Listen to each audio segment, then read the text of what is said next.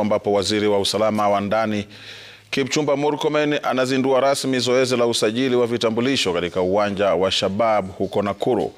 Wakazi wamejitokeza kujiandikisha baada ya Rais Ruto kutoa agizo kuwa usajili wa vitambulisho utaendelea bila malipo yoyote. Tusikilize yanayojiri kwa sasa.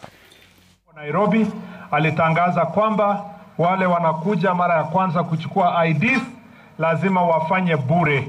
Kwa sababu hivi sasa watu wanalipishwa pesa shilingi 300. Na kwa hiyo directive ya rais, kwa habari ya rais vile alitangazia wa Kenya, hivi jana nimetoa habari kamili ya kuondoa ile IDs ambao watu wanachukua, kwamba itakuwa sasa bure, haiwezi chukuliwa kwa kulipa chochote. Na vile nimefika hapa asubuhi, nimepitia ile registration desk ambao tuko na watu, na wengi wao walikuwa wanafunzi hivi majuzi, ambao ni karibu 200 tayari wako hapa na wako tayari kuchukua IDs. Sisi tuko tayari kuhakikisha kwamba wamepata bure. Nimemuuliza kijana moja pale anaitwa Ignatius kwa nini alichelewa kuchukua ID.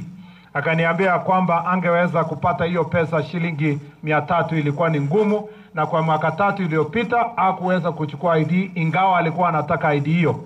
Kumaanisha kwamba kuna watu wengi sana wamekuwa wakifungiwa nje kwa mambo ya kutafuta riziki ya maisha na kujisikia kwamba wao ni Wakenya, kwa sababu ile walikuwa wanalipishwa shilingi 300 ilikuwa nimewafungia nje. Habari nzuri ni kwamba